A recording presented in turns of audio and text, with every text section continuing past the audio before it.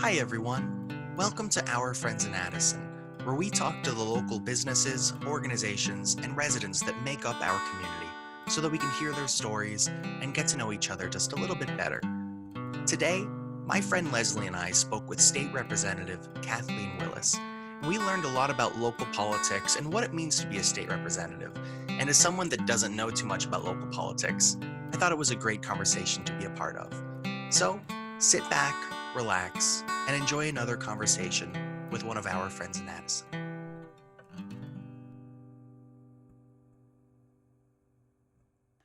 Hi, my name is Leslie, and I'm the Business Services Specialist at the Addison Public Library. I'm pleased to have you here for our next interview. Kathy, will you please tell our viewers who you are and what you do? Hi, my name is Kathleen Willis. I happen to be, currently I am the state rep for the state of Illinois for this area, the 77th district. 77th district is part of Addison, all of Bensonville, half of Wooddale, and then I go into Cook County where I represent North Lake, Stone Park, Melrose Park, Franklin Park, Bellwood, and Maywood, and a little bit of Rosemont and O'Hare Airport. You've got a good range there. Yeah, I sure do. So as you said, you represent like a lot of different communities in our area, but you also have a lifelong tie to Addison. Can you tell us a little bit about your Addison story? Well, sure. I actually live in Addison. I've lived in Addison since I was 9 years old. So quite a long time. I'm not going to tell you exactly anymore, but quite a long time. Went to Addison schools. I actually started out at Wesley. And then the year after we moved in, Stone School opened. So I was one of the first classes into Stone School. Indian Trail, Addison Trail, and I also went to college locally, so I never really moved far away. I moved out of town when my husband and I first got married for our first 2 years, and then we moved back into Addison with our first house over by the public library, which meant as I raised children, we walked to the library a lot for free entertainment. And we outgrew that house, and I now have a second house also in Addison, just off of Villa. So I have lived here most of my life. I was active in PTAs, Girl Scouts, Boy Scouts, Cub Scouts. At one point, I was also a member of the Addison Community Council, which used to run the parades and the special events. And I also was on the Addison 4 School Board for 12 years before I decided to take the leap to the state house. So Wonderful. So just a little bit of stuff in Addison. just a little bit. You've been there once or twice. Mhm.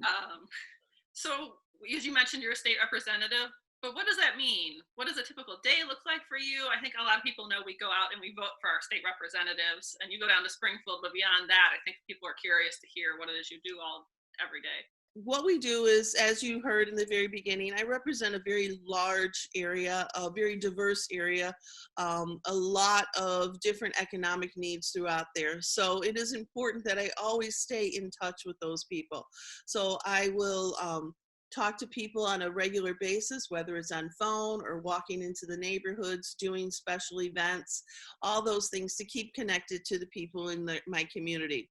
So I have two different typical days. I have a day here in the district.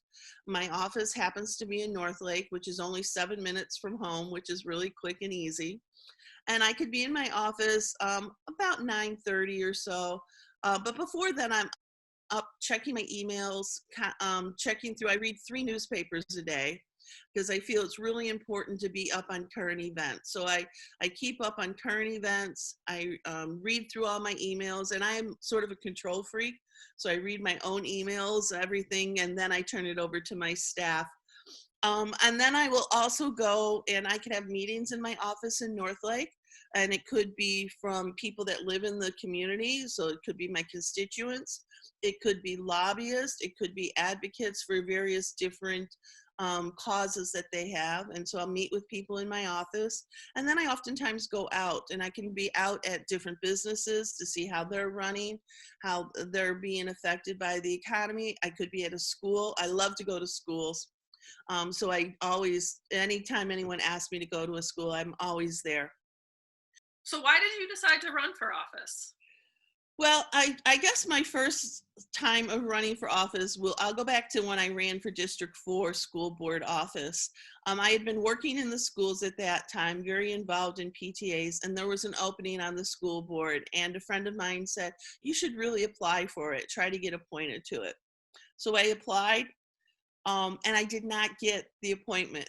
And I was so devastated because I felt I was just so ready for it and willing to do it. It went to somebody else. So when the election time came around, I decided to run. And I ran a campaign, how I thought a campaign needed to be run. And that was by talking to people in the community, putting out yard signs and doing things. Nobody had ever done that for a school board position before.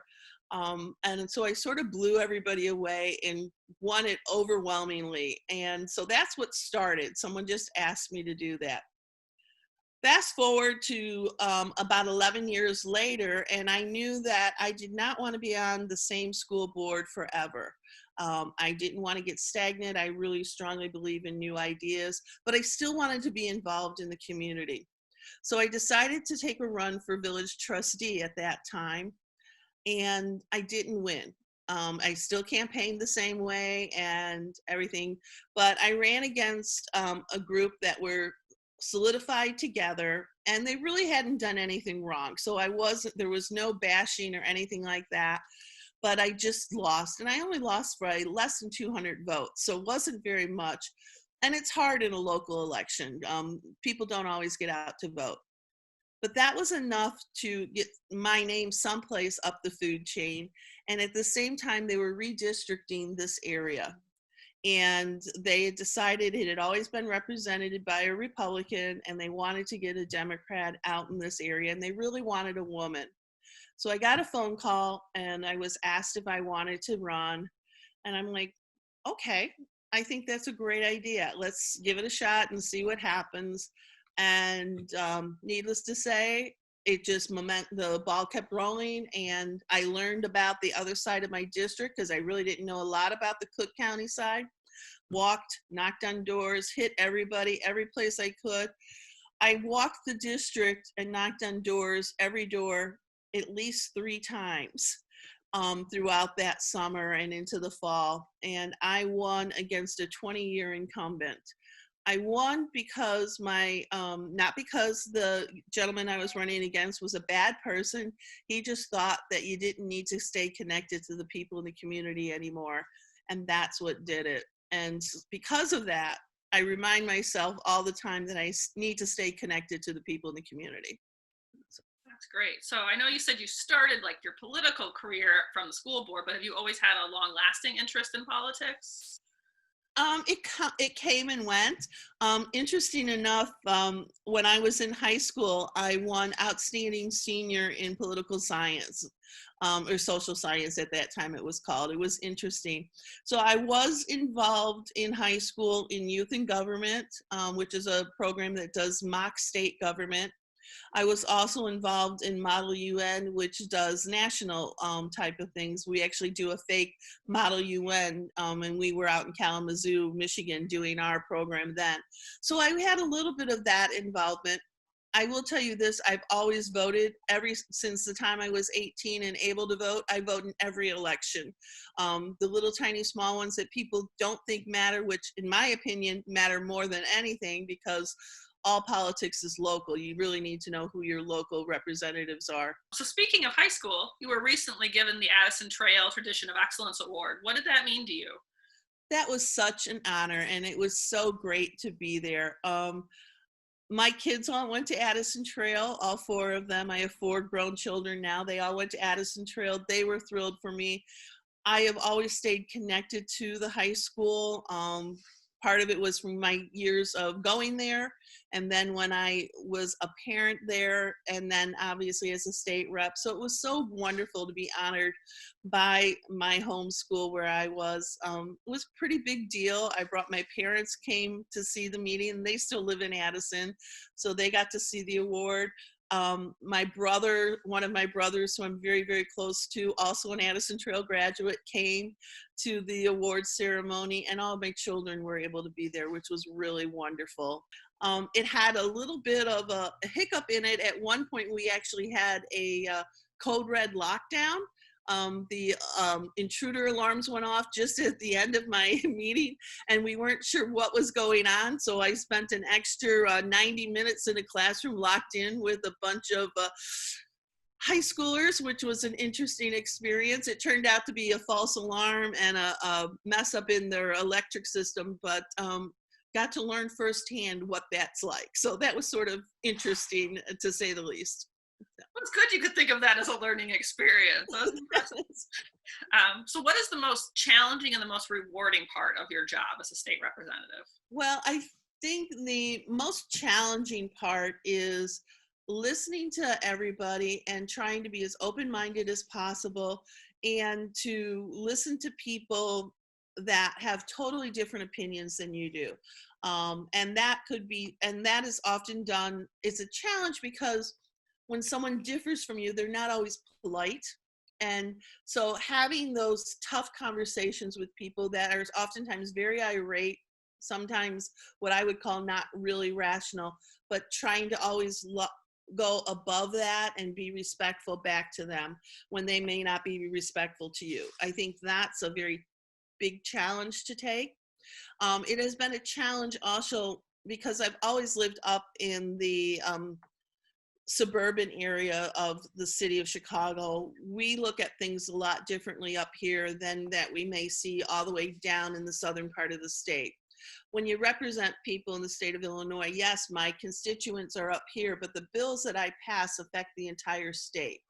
And so it's important to understand the different mindsets of throughout the entire state. So that's a learning experience and something that I continue to do to this day.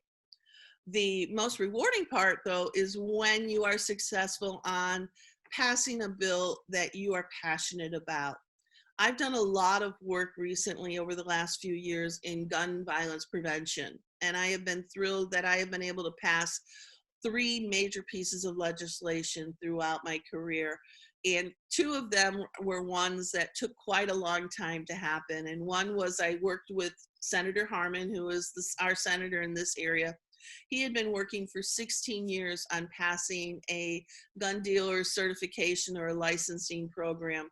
I worked with him for a little bit over 2 years, and we were able to pass that. But my most rewarding bill was called the Firearm Restraining Order.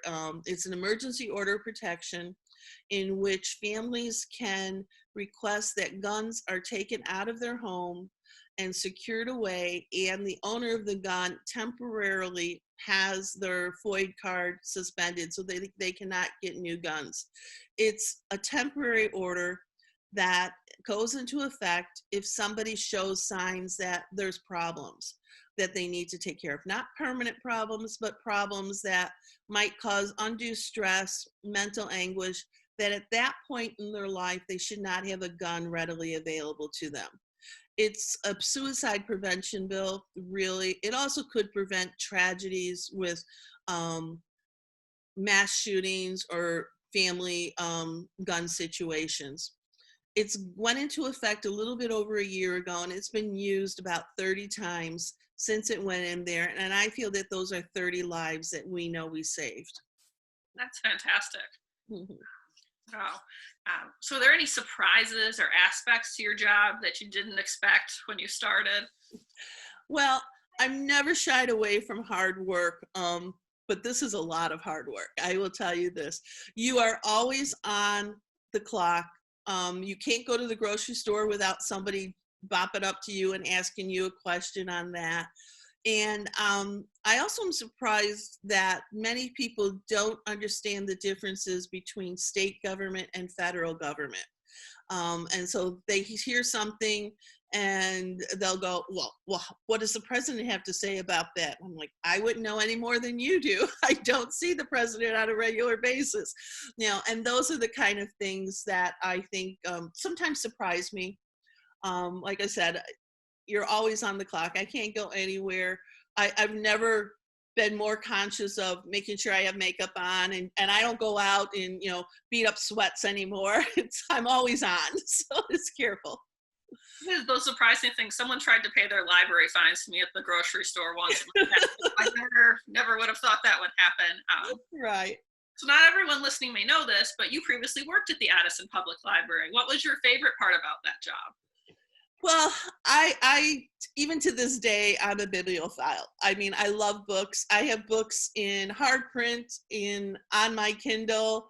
I read them from downloads. I pull up Hoopla and listen to Hoopla as I drive down to Springfield. So I love books. So that's probably, working in the library, the best thing is you get access to those brand new books first. And so one of the jobs I also did there was I helped process some of the new books at Once Upon a Time. So I loved doing that. I started the library when I was in high school. It was my very first job. I made $1.95 an hour. Wasn't very much back then, but it was a lot to me back in the 70s. So I loved that. That's fantastic. So we're going to do a little bit of switch now. We're going to talk about COVID-19 for a little. How has COVID-19 impacted the ability to do your job? Well, it's definitely caused us to think outside of the box. People before used to, especially if you were a lobbyist or an advocate, I always had an open door meeting. You could come in and talk to me. My office in Northlake is closed to the public right now. In fact, my staff are all working from home.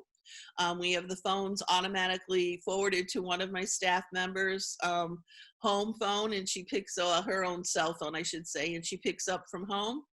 So we're not communicating face to face as much, but we're doing daily calls, checking in. The three of us are checking in on things. We're doing that. And my updated calls, everything's done by Zoom. We're having Zoom meetings throughout the day. I have not been to Springfield since the first week in March, I believe. We've been home since then. We were on break when everything hit with the stay-at-home order. So you've mentioned there's a lot of things you're doing differently now. Is there any of this that you think you would continue after the pandemic ends? Is there anything you learned or would like to continue? Well, I think, the Zoom meetings, while they're not perfect, it certainly is a great way to communicate, especially when we're going to be when a lot of my people that I communicate with could be, it's 205 miles from my house to Springfield. Okay. So if you go and you add on to that people that are at the way southern part of the state, someone that's down in Effingham, they're an additional 200 miles. So it's almost like 450 miles from one part of the state to the other. It's a long way for someone to go for a 15-20-minute meeting. So I certainly think that Zoom gives you that face-to-face contact where you can see somebody. So in that aspect, it's not a bad idea. I think a lot of my colleagues have been doing virtual town halls. I do in-person town halls. I think it might be something we might do a mix, that occasionally we'll do a virtual one in addition to that. So I think there's some good things that have come out. I certainly have upgraded my tech skills over this. They're still not perfect, but an old dog can learn new tricks, and I've been working on that. Very good. Is there any advice or suggestions you have for what we as community members can do to keep Addison safe during this pandemic? While most people do recover from COVID, with minimal problems, a lot of people do have issues. My own staff member, her son, who is 25 years old, spent 5 days in the hospital with COVID. Young police officer, and he caught it while he was on shift, and luckily it did not progress to where he had to be on a ventilator, but it was still a scary time for us. It hits people when you don't realize it. My mother lost a very close friend. A friend of hers for 65 years caught COVID, and she had a compromised system and passed away very quickly from it. It's here. It's something we need to take seriously. We need to all do our part, whether it's socially distanced, wearing masks when we're out in public, being aware in it. A mask goes and protects other people from you and you from them. And if everybody wears it, it does cut down on the chance of transmission. It's not pleasant. I hate wearing my mask when I'm out in public, but we need to do it. It's the only way we're going to stop the spread, slow down the spread. And then we need to make sure that we do our best practices. Wash your hands, keep yourself away from things. It's hard. I have a brand new grandson who's only 5.5 months old. It's killing me not to be able to cuddle with them every day, but it's what we have to do to get through this, because I would feel horrible if by some way or other I transmitted something to him and he got sick. So we're going to pivot one more time, okay. and we're going to learn a little bit more about you. So when everything is open and life looks kind of like it used to, what are some of your favorite spots in Addison? Well, I'll tell you this much. And I'm not telling you just because you're the ones interviewing me. The library is one of my favorite spots. When I walk my districts, and especially in the heat of the summer, and you need a 20-minute break, there's no place better than a cooling area in the public library. I used to go up to the quiet room and just sort of sit there and relax for a few minutes, read a newspaper or a magazine that's there. It's always been a great place to do that. So that's one of the places. I think we're fortunate with when we used to have Uncle Harry's and now it's Frenzy's Flavors. Great ice cream zone right here in town. I do love that. Our park districts and our parks are fantastic too. I think we've got a little bit, I try to live the Addison advantage. Let's put it that way. I think Addison's got something for everybody. When I grew up in town, my first house was, right by the library, and we would bring the kids into the library because it was a great place to be and it was free. And so that was what was always good on that. And consequently, my kids all are readers and love doing that too. So that's awesome. So you segued right into it, but what is your favorite book or movie or band you'd like to promote here? Well, I love reading. I read all the time. So I read a wide variety of authors. I go from classics to current. But if I have to pick a favorite, I probably would say it's a toss-up between Jude Devereaux, A Knight in Shining Armor, and then I also go, and I love all of Jude Devereaux's books, so whenever a new one comes out, I'm always grab it. So I've read all of her books, but A Knight in Shining Armor of her group is probably my favorite, and it's an older book from the 80s, I believe. But I also, every year, I reread Pride and Prejudice. I just have that as one of my classics that I always read. I have a couple of print copies of it, and I have it on my Kindle also. So, and I believe I have an old CD of it that I could listen to in the car if I really need to. So you mentioned reading, but is there anything else you like to do in your spare time? Well, I am fortunate that I have a pool in my backyard. So it's definitely this summer when we're not going to be vacationing any place, I'll be hanging out at my own pool. I read in the pool even. So I have a wonderful float that keeps me up and keeps my books out of the water. And I oftentimes will just sit on the pool steps too, just to read. So it's a great place. I do love being at home with my family. My husband and I are empty nesters now, but the kids all live close enough that they come by. So. Wonderful. So if you could switch careers with no downsides, money not considered, what would you do? I would own a used bookstore. One year, my husband and I took a vacation out to the East Coast, and we were in Massachusetts. Massachusetts is the place for used bookstores. I believe we were in Salem at the time, and there was this one little store I'll never forget. Went into it. It was just a little storefront, and there were books piled from the floor to the ceiling, all over the place. You couldn't believe it. And there was an older man that was an owner, and I said, well, I'm looking for this. And he goes, oh, it's 4 rows down, halfway through a big pile on the floor. Darn it, if that wasn't exactly where that book was. That's the kind of bookstore owner I want to be. I just want books all over the place, be able to do it. And if I didn't have to worry about making money, that would be great. Because I don't think you can make money in a used bookstore these days. I don't think so. I don't know, but that sounds amazing. I was in Salem for the first time in October, and what a cool place. It's an awesome place, yes. Fascinating. So is there anything else you want to share or say to the community of Addison as we wrap up? Well, I just think that one of the most important things right now, especially, we see politics being so polarized.